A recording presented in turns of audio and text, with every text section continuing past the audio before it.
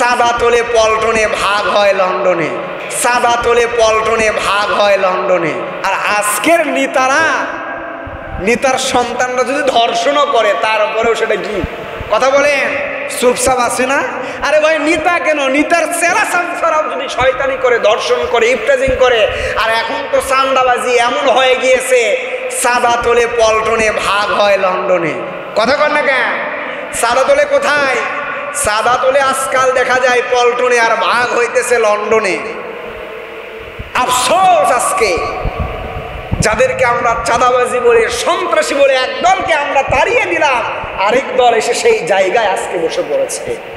বাংলাদেশের মুসলমান কিন্তু শিখে গিয়েছে, এই 24-এর গণ অভ্যুত্থান থেকে শিখে গিয়েছে আন্দোলন কিভাবে করতে হয় আর সন্ত্রাসীদেরকে কিভাবে তাড়িয়ে দিতে হয়। বাংলার যুবকরা এটা জেনে গিয়েছে। কথা বলেন ঠিক কিনা? এটা আর আমাদের সময় লাগবে না। মাত্র কয়েক দিনের ব্যবধানে 17 বছরের সাম্রাজ্য ভেঙে চুরমার হয়ে গিয়েছে কয়েক দিনের ব্যবধানে। আর এখনো তারা তো সাম্রাজ্যের মসনদের চেয়ারে বসতেই পারে নাই। তাদের সাম্রাজ্যের এই চাঁদাবাজের চেয়ার ভাঙতে আমাদের কাছে 1 ঘন্টাও সময় লাগবে না। কথা বলেন না কেন?